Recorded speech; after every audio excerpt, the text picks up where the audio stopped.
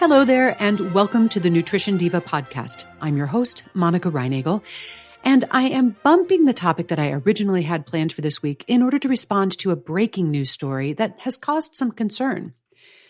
The headline that many of you probably saw was something like this: artificial sweetener linked to heart attacks, blood clots, and strokes.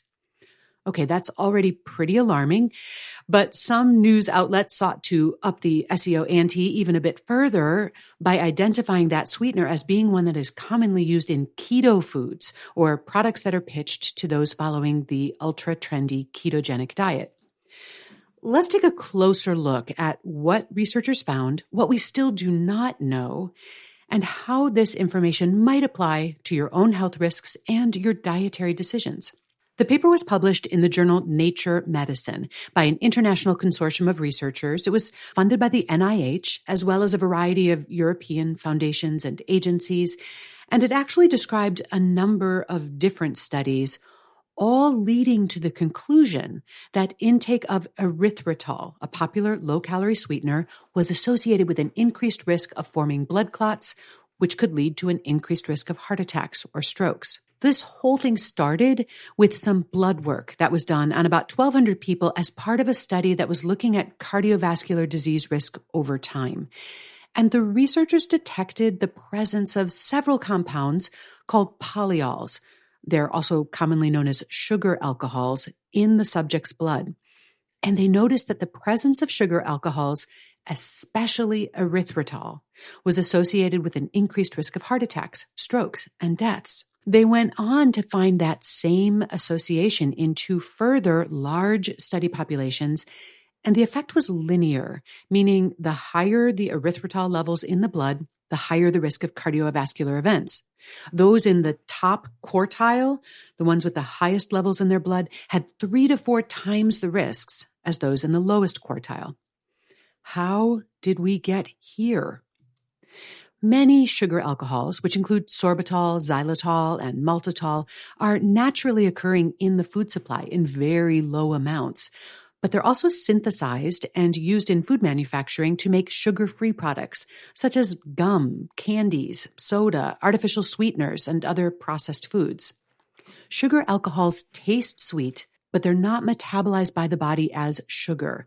So they contribute very few calories, and more importantly, they do not affect blood sugar levels. And for this reason, they were originally used in products that were formulated for people with diabetes, such as diabetic candy and chocolate. But as low-carb dieting became more and more popular, sugar alcohols gained traction in that much larger market as a quote-unquote natural low-calorie sugar alternative. But it wasn't all upside. Sugar alcohols do have an unfortunate side effect. Because they are not digested and absorbed the way regular sugar would be, they end up in the large intestine where they ferment, and that can cause unpleasant side effects like gas, cramping, and even diarrhea. The rise of erythritol in the 1990s was a game changer. Like other sugar alcohols, erythritol does not affect blood sugar. However, it seemed to produce far fewer digestive symptoms. It was more tolerable. And so erythritol quickly became the leading sugar alcohol used in food manufacturing. And today you'll find it in everything from energy bars to protein shakes to low-calorie cocktail mixes, ice cream, and sugar-free baking mixes. It's often used in combination with more concentrated sweeteners like stevia and monk fruit to give those products more bulk and a more sugar-like consistency. You can buy it as a sugar replacement to use in your coffee or your favorite recipes, and Truvia is the most well-known brand. Although marketers claim that you can use an erythritol-based sweetener to replace real sugar in any recipe, basically spoonful for spoonful, I want you to temper your expectations. Although the recipe may still work, there's definitely going to be an impact on taste and, especially for baked goods, on texture, moistness, and browning. You may also notice a slight cooling sensation on your tongue from products made with erythritol or other sugar alcohols.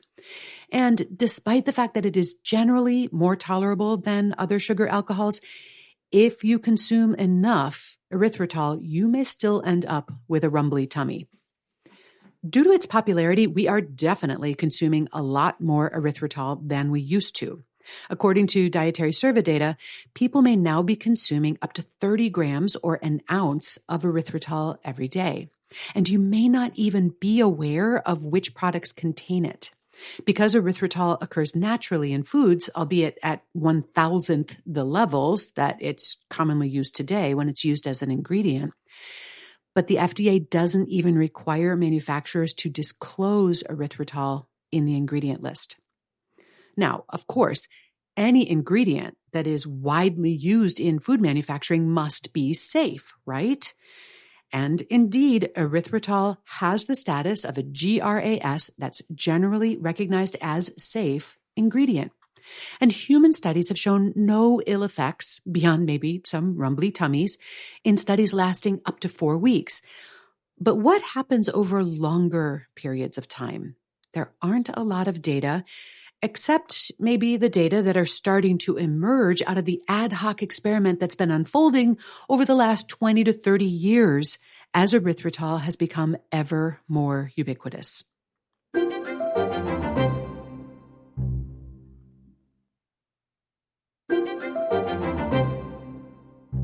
And that brings us up to this recent paper. When the researchers found this unexpected association between erythritol levels in the blood and increased risk of cardiovascular events, they decided to dig a little deeper. After all, they noted, we really don't have any studies looking at the long-term effects of sugar alcohols on cardiovascular health. So they designed some studies to look for something that might explain how erythritol might increase this risk, and they found a pretty convincing mechanism. Erythritol, at quantities that are consistent with what you'd get by eating foods sweetened with it, promotes platelet aggregation in human blood. And platelet aggregation is a fancy word for blood clots, and blood clots can lead to heart attacks and strokes. And the final piece of bad news is that it didn't seem to take much. A single erythritol-sweetened soft drink or serving of ice cream was enough to put blood levels into the range where platelet aggregation was enhanced, and they stayed elevated for up to 2 days. So at this point, you're probably wondering why every erythritol-sweetened product has not been recalled from the market. And the answer is that this is one study, well, actually a series of studies, showing a robust association, but that does not equal causation, as well as a plausible mechanism. But all of that still leaves plenty of room for doubt and debate. Not surprisingly, a spokesperson for the Calorie Control Council, that's an industry group for producers of low and no-calorie foods and beverages, points to decades of scientific research showing reduced calorie sweeteners like erythritol are safe, as well as the fact that this study focused on people who were already at increased risk of cardiovascular disease, and therefore it can't be applied to the general population. Now, personally, I think that first defense is pretty lame. Those decades of scientific research involved mostly small, short studies that could never have detected this effect. As we like to say in the biz, absence of evidence is not evidence of absence. The second argument, that these findings don't necessarily apply to people who don't have an elevated risk of heart disease, okay, that one's certainly more valid. But although the association was detected in a population who was at higher risk, those later studies, which found that erythritol promoted platelet aggregation, were done on blood samples from healthy volunteers. But regardless of how long it takes for this research and regulatory debate to unfold, we as consumers have decisions to make right now. Should you avoid erythritol based on this new research?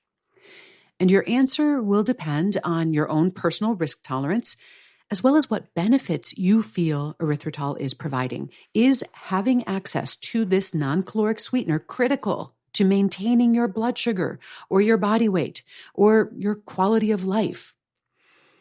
Now, I want to point out that the occasional use of erythritol poses a much different potential risk than daily heavy use of erythritol. And this has always been my gripe about non-caloric sweeteners.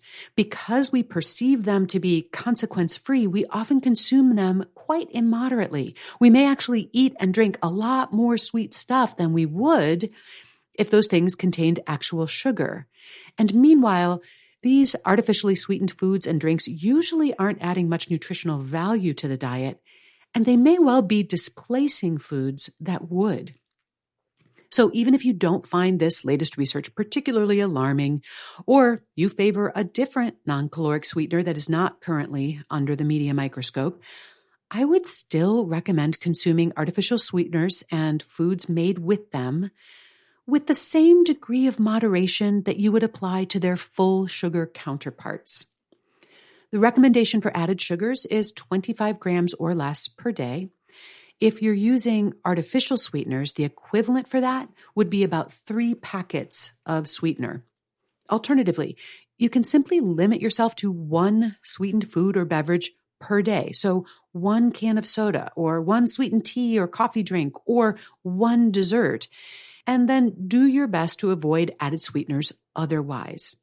And I will end with a piece of good news. The sugar in fruit does not count as added sugars. Reducing their intake of sugar and artificial sweeteners is one of the top benefits that people who participate in my 30-day nutrition upgrade program report. The other one is eating more vegetables. And these benefits persist long after the program is over. If that sounds good to you, then I hope you'll join me for the next 30-day nutrition upgrade program, which kicks off on March 18th. You can get all the details for that at nutritionovereasy.com/upgrade. Nutrition Diva is a quick and dirty tips podcast. It's audio engineered by Nathan Sems with script editing by Adam Cecil. And thanks also to Morgan Christensen, Davina Tomlin, Holly Hutchings, and Cameron Lacey. That's all for this episode. Thanks for listening. I'll be back next week.